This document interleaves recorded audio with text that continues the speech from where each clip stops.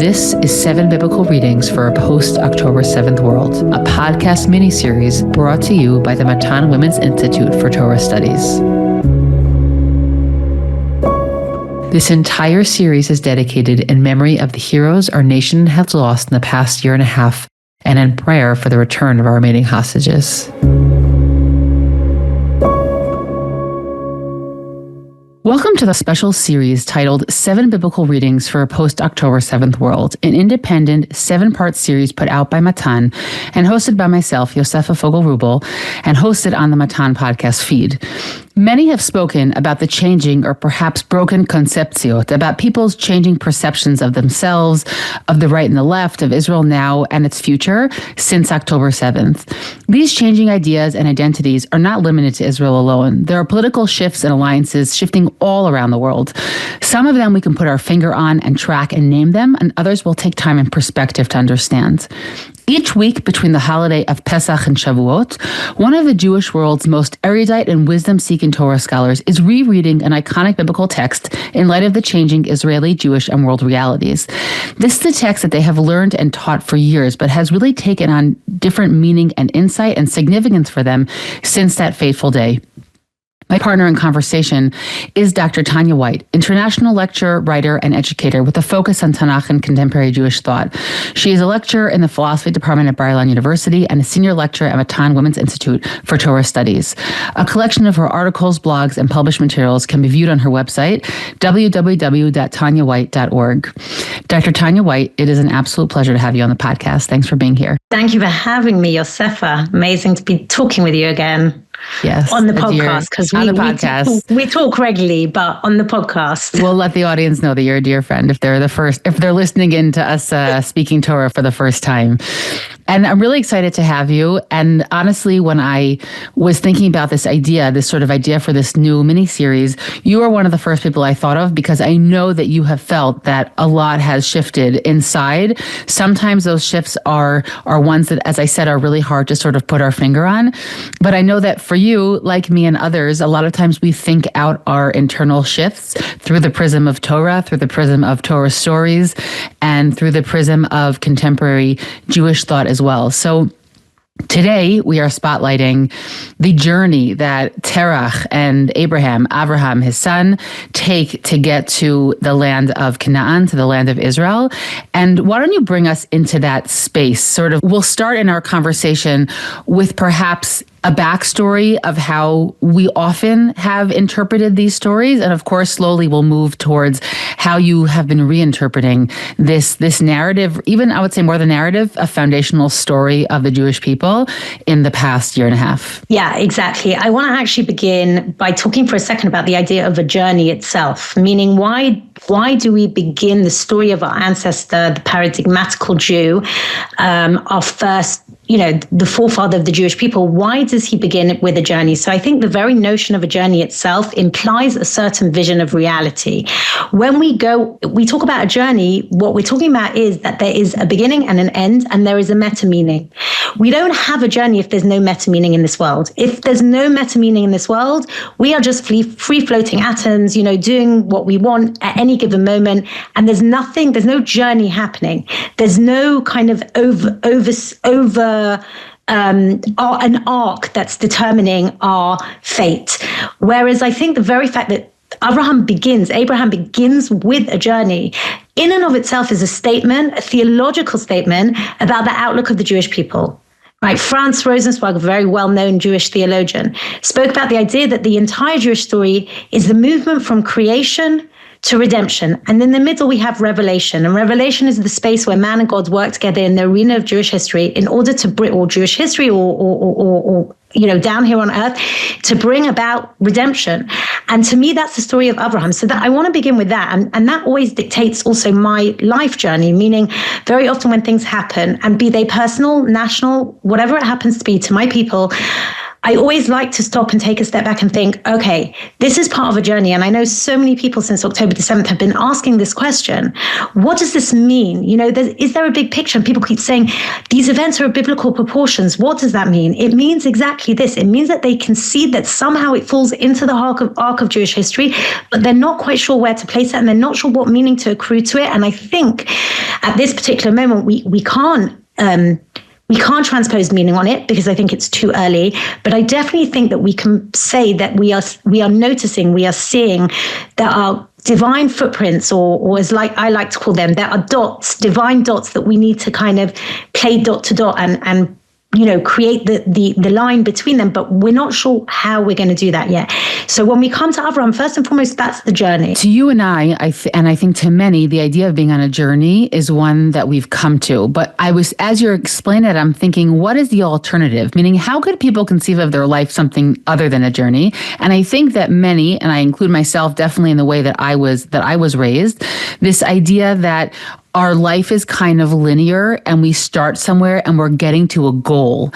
And I think that when people shift towards seeing their life as a journey, it's when they realize that, well, they may have a goal to get somewhere, but really, we can speak about the cliche, but it's the way you get there that actually determines the quality of what we actually arrive at. Meaning it's not do we get there, but it's how we get there. What are the ways that we sort of pass through and grew through as we got there? And I think that very often people only, and we'll touch upon this, I think people only wake up to this idea that they're on a journey when they meet a bump in the road and they're forced to have to reroute or rethink. And then they realize, oh, this isn't like an easy path. This is something that I have to actually work towards, and it's going to have a lot of sort of different bends in the road. But again, for those who maybe grew up in a, easier childhood and it was just sort of something that was lovely and progressed until one day it didn't, I think that's why often we have to sort of acculturate ourselves to the idea that we are on a journey. To me, this is now, I think, basic to how I function. But if I go back in time, I know that that's not the case and that I grew into that awareness that I'm journeying towards something. So it's really interesting. It made me think a little bit about the ways, what we call the ways generation, the generation that are only interested in the ETA. Like what's my ETA? Like how quickly am I going to be there? And like the destination. And the truth is that I think the older you get, the more you realize that the destination is far less important than the stops along the way. And the stops along the way is also what we want to speak about. That exactly. Terah begins a journey and he stops along the way. And what happens there? I always studied the Abraham narratives through my classic prism was the prism of theology. Abraham, the iconoclast, the person who discovered the monotheistic God. And I dug down deep into it in many different ways and through many different angles until October the 7th hit. And after October 7th, for the following year, I decided to offer a course at Matan on resilience and adversity in biblical texts. And I went back to the original texts that I'd studied many, many times before.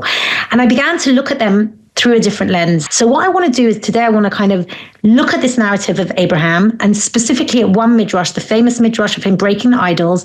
And I want to look at it with new lenses, to look at it again. And by the way, Yosefa, just as a side note, I think one of the things that allowed me to overcome this crisis, I guess, that I was in, right? Many of us were in, was because my love of Torah, I really believe it. I went back to these biblical texts and I found in them so much comfort that they were speaking to me in this moment, this unprecedented moment in my life, and certainly for many as a nation. And they spoke to me in a way that allowed me to put myself into the text and to really understand that the text was shouting out to me some messages that were so edifying for me in that moment. And I want to begin to first speak just very, very briefly about this idea of what is grief, what is suffering, what is sadness. So the first time we really see the word etzev, which is often translated as, sadness or suffering, is when Adam and Chava, Adam and Eve, come out of the Garden of Eden. And God basically says to them, he says to the woman, Habe etzbonecha, great will be your suffering, right? And to the man, he says, Arora ha'adama ba'avorecha, the ground is cursed because of you. Be'itzavon to'ochlena kol yemei chayecha. In suffering, you're going to eat all the days of your life. And I just want to, for a minute, take that word etzev, because I don't necessarily think that suffering is the ideal translation. And I want to use this as a way of understanding what's going to come next. This idea of etzev is really the gap that exists between the world as it is in the world as we think it ought to be. So our expectations of the world are X, but the way that the world is, or the empirical reality that's offered to us is Y. And that gap is where suffering happens. Suffering happens when my expectations of the world are not met with my experience of the world. And what I find so profound is that the very, very first thing Adam does after God says to him, you're going to come out of the Garden of Eden and you're going to suffer and your wife's going to suffer and you're going to have to work the land and you're created from dust and to dust you shall return. The first thing it is he names his wife and says, you are called Chava ki em kol chai, because she's the mother of all living things. And it reminds me very much of Viktor Frankl's very, very famous saying that he says, between stimulus and response, there's a space. In that space is our power to choose our response. In our response lies our growth and our freedom. And I think that is the moment of human freedom. When Adam God says to Adam, you know what? You're fated to basically live be'etzev, between this kind of non-fulfilled expectations. And Adam's response is exactly as Viktor Frankl says. I could either just say, okay, I basically have no freedom, everything's going to be terrible and this is going to be my life, or I can choose to see life. I can choose to see my wife who's going to give birth to children. I can choose to see that as life, as something positive, as a place for growth, as a place for where we can bring something to the world. It's the first moment, it's literally the first moment of humans crafting their reality. And if we're using the Hebrew words, it's la'atsev et ha'etzev. Okay, it's to craft, in Hebrew, a matzevet is a designer, right? To la'atsev, to design, to craft that space between expectation and reality. That space, that's the stimulus and the response that Viktor Frankl's talking about. How do I respond to that space? And with Adam's response here is also very powerful because, of course, the downfall was that he blamed his wife. And so when in response to this, he kind of raises her up and gives her a name, which he was taught as a tool by God to be the greatest tool of human agency, is to give names, right? That's what God has him do. He has him give names to the animals. And so not in direct comparison, but by giving a name to his wife or giving her or highlighting an element of her identity, as you said, it both directly relates to what she was cursed with, that would be a part of her identity that would bring her a certain degree of, again, I'll use the suffering in the air quotes, but it also was powerful because we were able to see that Adam himself is kind of rising up from that low space that he had fallen into that had brought sort of the downfall to begin with. Exactly. And I think that for Adam, if we think what he's lost, like really, what is he navigating in this moment? He's navigating grief, right? They have lost their ideal paradise, as Milton says, paradise lost. They've lost their ideal reality. They've lost everything that they knew, everything that was all their conception, right? All their ideas of the world, their conception of the world has been in one puff. It's been taken away from them. And all of a sudden, they have to try and navigate that space. And I think that, by the way, today, as mortal beings, our very first moment of loss is when we're uprooted from the womb. When we're born, that is the first moment of grief because we've lost the comfort, that place that once was. So I want to now turn to Terah. I think very often we read this story and we kind of read it as Terah, often because of the midrashim, the homiletical text, the rabbinic homiletical text that have kind of given us a certain, we approach it with a certain lens. But if we look just at the text, right, just at the biblical narrative, what we see is that Terah is actually, he experiences a lot of loss in his life. And the question is how he navigates that loss, how he navigates that grief. And if I'm honest, I've never really looked at it from this perspective until I approached it again, because usually what we look at it is, Terah, somehow we talk about the fact that he begins the journey. We don't really talk about why he moves away from the pinnacle of civilization. Why would he be taking a journey away, right? That's often lost because then we immediately grab on, well, Abraham's journey kind of, he left Terah because Terah was an idol worshiper and he left Terah behind and he started his own journey. But I'm not 100% sure that the actual text itself is coheres with that reading 100%. And before we even get to the text, there's some very kind of interesting things that happen before we even get to Terah. And that is that we have lists and lists of lineage, right? Of people being born and die and the names of the people. And if you look at chapter 5, we have the interesting word vayamot, right? That they die. So we have, and the years of such a person was however many of the years, they birthed however many children, whoever they are. And then again says, and all the days of that person's life was X, and then vayamot, and then they died. And we have this going on and on like a continuous, almost like a rhythm, a cyclical rhythm of how humanity came to being. Then we continue, and we have like a break in the middle for someone called Hanoch, who there's a whole kind of mythology around him that he walks in the ways of God and he doesn't die, he's taken. And then we come to the lineage of Shem that comes after Noah.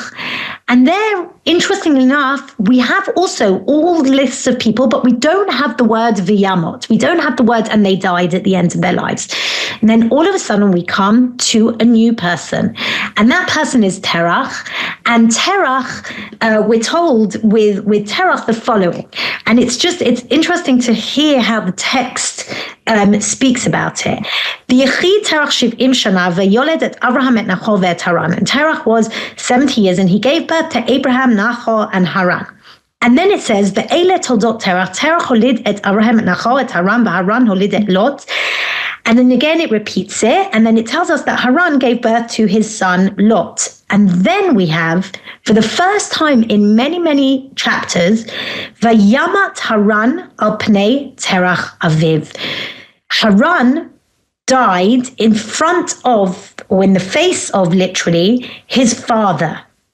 Be'eretz moladato, in his birthplace, or Kasdim.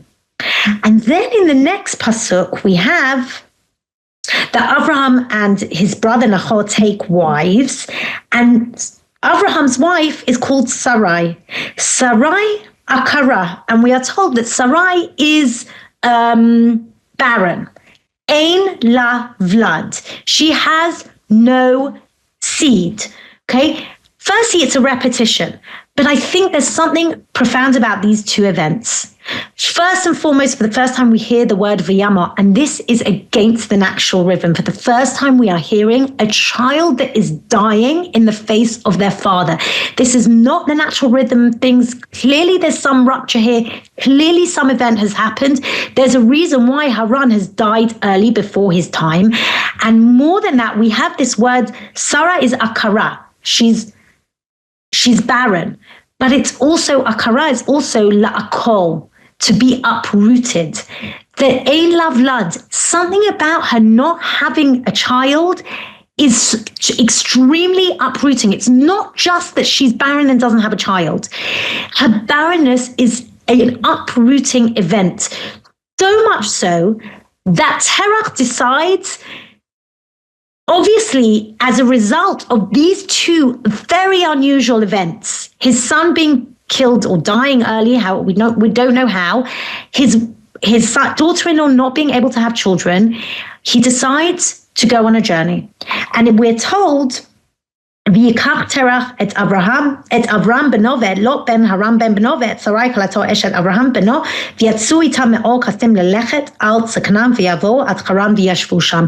He takes them to journey to Canaan, and they get to a place called Haran. And again, there's a play on the words here. Haran. The son is Haran. The place is Haran. Chet and He are often interchangeable. And he stops there. And then we're told, V'yihi yemei Terah 5 shanim 200 shana, Vayamat Terah b'Haran. We're told he dies in Haran. Why? What? The word Vayamat is now come up twice.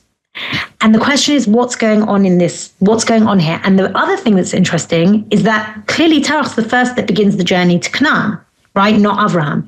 But I want to focus on this idea, really to look at it from the perspective of grief.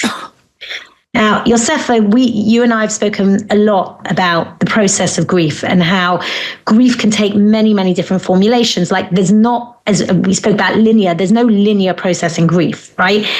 we've both discussed Elizabeth Kubler-Ross's 5 stages, and then obviously David Kessler, who adds the 6th stage of meaning. But the point is that there isn't a linear process, and there's not even a formulation that works. Like, I think there's so many different ways of navigating grief. And in my mind, this story, and this is what I want to try and kind of unpack here, this story of Abraham and Terah, to me, it's not just a story of theology, which is how I always read it till now. To me, it's actually a story of how we navigate grief. So I just want to frame that additionally, because if you do the math, and the Rashbam, Rashi's grandson, does the math, that we know that Abraham is 75 when he leaves, in order to continue on this journey, or continue the journey perhaps that his father began, and his father dies when he's 205. So that means that if he had him when he was 70, his father is 145, meaning he will live many more decades after Abraham leaves. And one of the Midrashic readings says, the text sort of presents them as 2 totally separate pieces, so that you won't think that Abraham was not honoring his father by leaving, an elderly man to live alone. But I actually want to say something different, which is that I think that the importance of separating these 2 pieces, if we assume there is some connection to them, I know in a minute we're going to say that there's an independent piece possibly to Terah's journey as opposed to Abraham, meaning first we have this family journey that had its own impetus, which might be this tremendous loss that they've experienced. The journey then continues with Abraham, and that's a theological journey, most likely. His story is more of a theological one. But we open I'm not so sure, by the way. I want to talk about that. Oh, okay. Not so 100% great. sure. Okay, so great. So we're going to say something different. But I'm just saying that there's there's clearly an overlap between the presentation of the begats, right, and the actual journey of Abraham. Yeah. Yeah, but by presenting them as separate, it creates so many. This is one of these great examples of the fabula versus the sujet, meaning the chronological order versus how the Torah wants you to read them. The Torah wants you to read them as ki'ilu, right, as if it's 2 separate stories, when obviously there's an overlap between them. But I think that the separation is important because it lets you know that there's 2 roots here, right? There's however you're going to define the Avraham root, and then there's this grief root of there's something about what happened, al panei, how all the commentators understand it, means while he's still alive, meaning yes, it means in the face of it, it means in this unnatural order that the parent witnesses or is still alive when their child passes away. And the Midrash fills in, and they connect his death to the story of Abraham being thrown into the, this fiery furnace. But of course, in the actual text itself, we have no idea what happens to him. But as you said, or as you're hinting to, it obviously was a big enough earthquake for the family that it impacted their future trajectory. I want us to go back a minute to the text, because I think the text is very, very clear. What's happened? It says, "V'yihi yimei Terah 5 shanim u'matayim shana, vayamat Terah b'Charan." Terah dies in Haran. Now, if we say that Chay and Het are interchangeable, how about we read it? Vayamot Terah b'Haran. We know that death of a child, not we know, as in Baruch Hashem, but we know from many people that the death of a child is so devastating that there's a limit. You never move on. You never ever move on from the death of a child. What you have to do is live side by side with that grief. You have to learn how to have it literally as a cell, as a shadow that lives next to you every single waking moment. But the truth is, to me, the way that I read it is that Terah responds to his grief by moving, because he knows, he understands, he realizes that in order for transformation to happen, in order for him to be able to use this grief for something good, which is this journey that we're talking about, he has to move. So Terah actively chooses to respond. It's exactly what Viktor Frankl says. He chooses to respond to his grief, to the stimulus that has happened to him, the death of his son, by actively, in freedom, choosing to move. But it gets to a certain point where his grief becomes way too overwhelming, and we'll talk in a minute why I think that is. And he dies with Haran. He dies in Haran, meaning the grief of his son, he gets to this cross point, and Haran etymologically means the crossroads. That's literally what it was. We also know it was the crossroads of all the different civilizations where they crossed, but etymologically it also means crossroads. Haran is that crossroads, and Terah cannot move past that crossroads. He gets to a certain point. He's moved with his family. He's tried his best. He's navigated his grief. And by the way, absolutely no criticism to Terah. Like, what an incredibly courageous person to say, I know that my daughter-in-law is grieving because she can't have a child, and I'm grieving because I've lost my son, and my children are grieving because they've lost the brother. And I'm going to take my family. We're going to try to move to, new horizons, new visions of the future. But he gets to the point where he can't carry that journey on anymore because the death or the grief of the loss of his son is so overwhelming. Vayamot b'Haran, he dies in Haran. He dies with the death of his son. Like, that is his endpoint. Why that happens, I think, is because he doesn't allow himself to take his own grief journey. And I'm going to talk about that in a second. But ultimately, he is the most incredible role model in the sense that he cares so much about his family.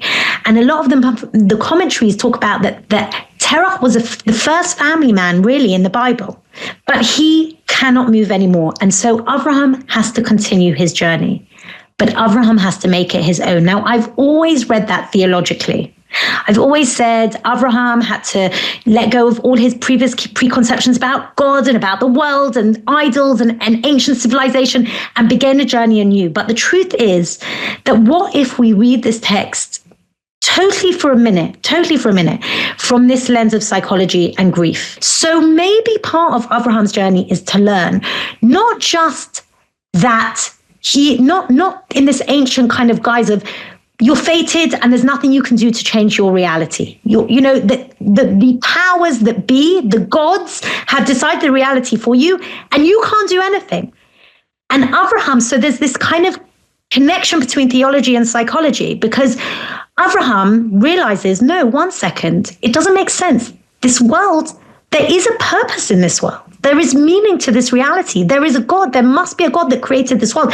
And if there's a free God that created this world, then maybe we're free. And if we're free, then we have the ability to to determine, to create, to interpret our reality, and to actually grow when our expectations are not met, to grow from those moments of adversity.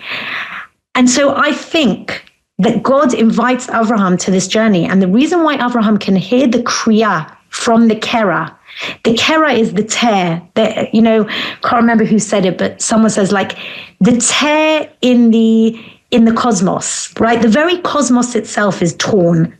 And it's torn because that's part of what it is to be a human being. But like the question is, from that tear, can we hear the kriya? Can we hear the call to us as human beings to choose freedom, to choose growth, to choose purpose, to choose meaning? And I think Abraham. Can I ask you, where do you see the fact that Abraham's journey is connected directly to the loss of a family member? Where do you see that in the text? So there's two. So first and foremost, I think the fact that he's gone on the journey with his father, first and foremost, to me, that's already the connection. Okay, he has already taken this journey with his father. Obviously, family have agreed together to do it, to journey in order to open themselves up to new possibilities, to new horizons. Okay, and then they get to Haran and they stop. They're stuck. I feel like it's almost that the text is telling us that this is the crossroads. This is Haran. This is the crossroads, and always reminds me of the poem. What's that poem called? Robert Frost. Yeah, exactly. Okay. Which way are you going to go? The path not taken. Like, we always have a choice. Are we just going to carry on along that path? Or are we just going to get stuck in Haran and say, okay, things are good here. Like, we'll just stay. Or can we continue that journey to the promised land? We all have a Haran and we all have a Canaan. We all have a place where things are okay. We're doing well. Everything has its box. Everything is set. There's order. There's conformity. There's a sense of stability. But for many of us, there is a promised land that we haven't got to. And we have to have the courage to get to that crossroads and say, okay, until now, it's been the journey I've done with my family, but what about my own journey? And I think Abraham hears that call. But the reason he hears it, in my mind, is because I think he's taken one more step, or he takes one more step than Terah does in his grief journey. Now, don't forget, Abraham's also grieving. He's grieving the loss of his brother, and he's grieving the loss of the dream of having children with his wife. Okay, he doesn't take another wife on. He's still with Sarah. He's loyal. We see he's loyal to his wife. He's loyal to their relationship. But he's clearly grieving the expectation of not having children. And all of a sudden, God calls to him. And then we have two fascinating verses. We have verse 4 and we have verse 5 in chapter 12. In verse 4, we're told, V'yelech Avram kasher diber elav Hashem, v'yelech ito Lot, v'Avram ben 5 shanim v'shivim shana b'tzeito miCharan. And it says, Abraham went, journeyed, right, as God told him. And Lot goes with him. There's like almost as if Lot's with him next to him. It's like a really weird verse, right? And then we're told Avram was 75 years when he left Haran. Okay. Then in the next verse, which again seems to be repetitive, so we have to understand why. It says, V'yikach Avram et Sarai ishto. Avram takes with him his wife, Lot ben Achiv, his nephew Lot, all of the things that they acquired in Haran, and they went to journey to Canaan, and they got to Canaan. The question is, why do we need verse 4? Verse 4 seems to be a journey that Abraham does alone, with Lot next to him. And verse 5 seems to be the same syntax as what came in the previous chapter, at the end of the previous chapter, when Terah took all his family. It's exactly the same. Terah took with him Lot and took with him Abraham and Sarai and Lot. Abraham does the same thing. He almost is doing exactly what his father did. But the verse 4 that comes before that tells us something very important. And that is that Abraham seems to do some kind of journey alone before he takes everyone with him. And the question is, what is that journey? Now, I've always read that journey as a theological journey. It's really about a journey to grief, that very often we think that when we're grieving, and this is what Terah does, like we need to carry all of those around that we care for, that we're obligated to, that we are responsible for. We need to carry them. We need to like say, they're going to be okay. We've got this, and we carry them with us and we go on that journey. But I remember so clearly when my father died, someone came up to me. I'll never, ever forget this. And I was, as you were, very young, lots of young kids. And it was like a crazy, overwhelming period. And someone said to me, I want to tell you something that no one told me when I lost my father at a young age. And I wish they would have. You need to grieve. You need to make sure that you carve out space to grieve alone, not with anyone else. And I thought it was such a weird, I was really taken aback in a way, just didn't understand what she meant. And I really understood afterwards what she meant, because if we don't allow ourselves to go through the kriya, the tearing, the tragedy, the brokenness, the grief, if we don't carve out a space to feel the pain, to feel the grief, to walk through the cracks, to walk on the fragments, we will not be able to integrate that loss into our next story, into our journey. So by the way, I don't think Terah does that. I think Terah was the most incredible human being, that he understood his family needed to move and to journey, but he immediately carries everyone on his shoulders. Abraham takes the journey himself. Lot is next to him. Lot's almost there we can have people that support us on our journey. We have to do that journey. And only once we've done that journey can we move to the promised land. Only once we've allowed ourselves to literally walk into that space of pain and crack and grief and trauma and whatever it happens to be, only then can we start moving towards Canaan. So a few points that I think sort of help support some of these ideas. One of them is that I just want to first clarify that your reading here is as follows, that we have two verses that seem to be somewhat repetitive. Okay. Now it's very possible, right? The Torah very often will repeat itself, but usually has a particular stylistic or a particular reason why it wants to do that. And that you have two verses that seem to repeat themselves, that he has Lot with him, very likely already quite an adopted brother per se, right? Unclear if it's adopted brother or child, since Avram's really missing both.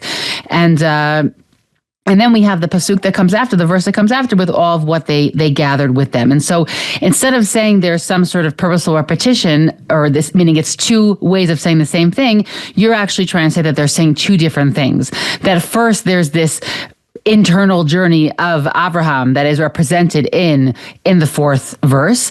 And then the fifth verse is that physical journey that they're all taking. But that in order for somebody to move in a healthy way through their grief journey, they need to be able to sort of take that space for themselves.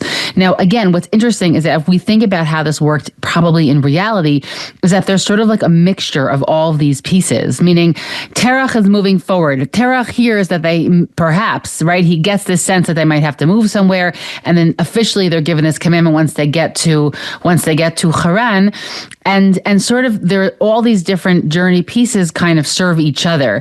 And that's just true in reality, meaning we all can be going through a related reality, but we're all sort of existing on different planes of that same reality.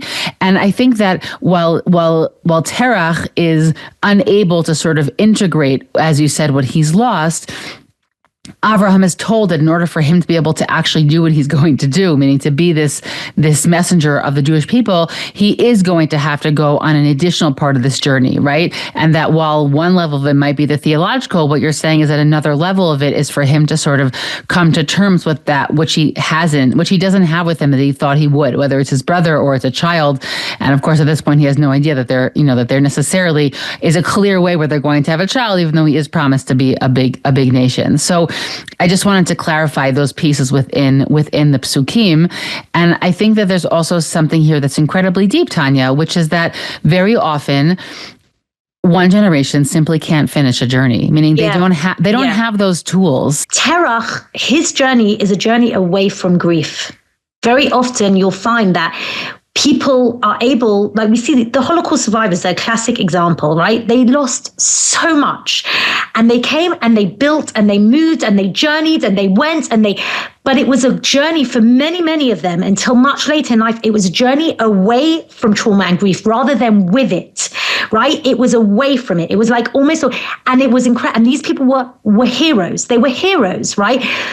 But often it was their children that had to return to the story and had to actually learn how to integrate that story, that trauma, that loss, that grief, how to journey with it rather than away from it. The way that I see it, Terah allows himself to take this journey, but at some point it's too much and he gets stuck. And by the way, that's when Haran is Haron. What's Haron? Anger, bitterness. Like, it gets to the point that it became a place of bitterness. The crossroads was not the place anymore that he could grow. He just did not have that capacity to be able to hold on to that, his family and that journey anymore. And he's embittered. His life is embittered, and there v'yamot, and he dies. Now, it's not a literal death. His literal death comes 70 years later, but he dies there. I want to just very quickly touch on the midrash that many of us learn in kindergarten, midrash of Abraham smashing the idols. And after having looked at this story from the lens that I kind of, I guess, transposed onto it, I began to think about the various midrashim, and one of them is the smashing of the idols. And I realized that maybe Abraham's strength is in his ability to smash existing structures. Like for grief, loss is knowing we have to accept that things have been lost, okay, in our lives. To move, to grow, to journey, we have to leave things behind, right? That's part of the reality. And that requires a very certain posture towards loss. Now, when Terah comes back, Abraham's in his shop and he's smashed all the idols. Now we can look at it, and obviously most people read it theologically, but if we're putting on the lenses that we put on today, maybe we can also look at this from the perspective of grief, that maybe Abraham is turning to Terah and saying to him, listen, there are models of the way in which we look at the world. And when we lose something, we can just try as much as possible to remain in that static, conformed way of looking at the world around us. That does not allow us to grow, because adversity, if no growth happens, what was it for? And so Abraham says to him, you need to smash these idols. You need to smash all your preconceived ideas. You need to really walk in the fragments. You need to smash in order to grow. And I think that the ability to shatter the idols, to walk through the shattering rather than circumvent it, right? Affirming the choice that we are free beings. We're not frozen images of our old self. To transform, to become different, to grow, we need to imagine a different place, a different self. We need to smash the image of what was until now. And so in that way, Abraham teaches Terah that ability to do that. And maybe that's why the journey happens, that Abraham is the child that Terah looks to, and therefore Abraham is the one that can continue that journey afterwards. I take it back, Yosefa, to where we are today. And I take a really deep breath, because I think for a year and a half, we are just all desperately trying to, I really feel like we are desperately trying to walk amongst the shattered shards, like all of us, in our own ways. We're trying to create order in our lives. We're trying to cling on to some sort of hope, certainty, whatever it happens to be, routine. But we all know that a shattering has happened, and we're all trying to navigate those shards. And I think that that's the best that we can do at this moment. That Abraham teaches us, first we have to be in the shattering. First, we have to be in that place of pain. Then maybe we can hear the Kriya. Then maybe we'll be able to hear, what is God asking me to do? But I think for me, one of the greatest things that like this rereading did was to tell me that the story of Abraham's journey is a story of our journey as a people and our journeys as human beings. And that all of us will, at different points, we will all adopt different postures. Sometimes we will want to just circumvent the pain and be a Terah and say, let's just carry on and do what we need to do. There are moments also when we realize and we recognize that we have to take Abraham's journey, that we have to exist in that fracture. We have to think, we have to allow it to be integrated into our national story, into our personal story. And we have to be able to say, like Abraham does, like, you know, where is Eretz Canaan? Where is the promised land? How are we getting there? What's our journey going to be? And we will get to the promised land, right? We will get to that future possibility. We will get to that time of redemption. But we need to always be aware and conscious that there are many, many routes to that place. I think also an important piece is that there will be people, very possibly those who are impacted the most directly, who are not necessarily going to emerge from this period, meaning there are people who will be terachs in the land of Israel. And there might be those who this will be a moment for them that they essentially, that they are never really able to move on from. And as you said so much earlier in the conversation, there's no criticism of that, and it might be that in those families or in those stories, it's going to be their children, you know, or their grandchildren who are going to be able to continue the piece of that journey. And there will be those who will have suffered most directly and who miraculously will be able to see past that. And it's interesting, by the way, I just was thinking about this the whole time you were speaking, that I was recently at a bat mitzvah celebration of a friend of mine for her daughter. And she told a story who her daughter is named after, her grandmother, her paternal grandmother, who had lost her first child and then went on to have 3 more children. And she spoke about the fact that and this was, you know, basically 100 years ago, but meaning her grandmother had been incredibly open about that and lived with tremendous pain at the loss of her first child, but that she continued and she had more children. And that's like a beautiful triumphant story. And of course, you know, they have millions of grandchildren, but of course not everybody's able to do that. And I think that to me is part of like the pain that I think persists around, is knowing that people around me, people in, you know, maybe not a first circle, but beyond, are going through experiences, and some over time will be able to emerge from them. And some are going to have an incredibly difficult time doing that. There were moments throughout the past year and a half where I just like sat for a moment and was like, if I thought to commune at this moment with all the people that are in pain in like an immediate, you know, X mile radius around me, like that would be an incredibly painful exercise. And sometimes you make this choice to just kind of like disconnect from those pieces if you have the privilege to do so. And I think that that's the reality, meaning, as you said, there's going to be terachs and there's going to be Avrahams, and there are going to be people who feel propelled forward, whether by, you know, a divine message within themselves, by their own desire to move forward and take their family into their next stage of their journey. And I think that that's a really invaluable prism that you've offered us today in this reading. Yosef, I want to just finish with the beautiful idea that God changes Sarai to Sarah and Avram to Abraham. And I don't think it's by chance that there's a name change here, in the same way that Adam changes Chava's name he called her first Isha, and then he calls her Chava. Something about the name change, it's not just that God changes their name and their destiny changes. When we shatter the image of the person we were before, something within us shifts, something within us changes, and then our destiny changes. And I think that's what God says when he changes their names. You've changed. You're no longer Avram and Sarai. You're now Sarah and Abraham, because you have brought Hashem, God, into your world. You've seen that there is a purpose to your journey. You're not just a random free-floating atoms that are, at the behest of the fate or the powers or the gods.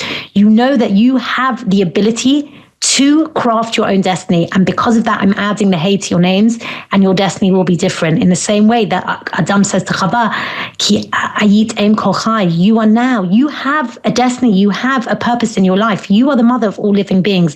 And I think if we can see that is our reality, it allows us to Ladsev et ha'etzev, to craft our the loss of expectations, the grief, the gap between the real and the ideal. Dr. Tanya White, thank you for being here. And to all of our listeners out there, old and new, who are with us, please stay tuned. We'll be doing something similar, each on utterly different topics. And I look forward to how all of those are going to help shed light on what we have been going through and what we will continue to go through on this journey as the Jewish people in the land of Israel, and for all of those who are outside caring deeply about it. Thanks for being here.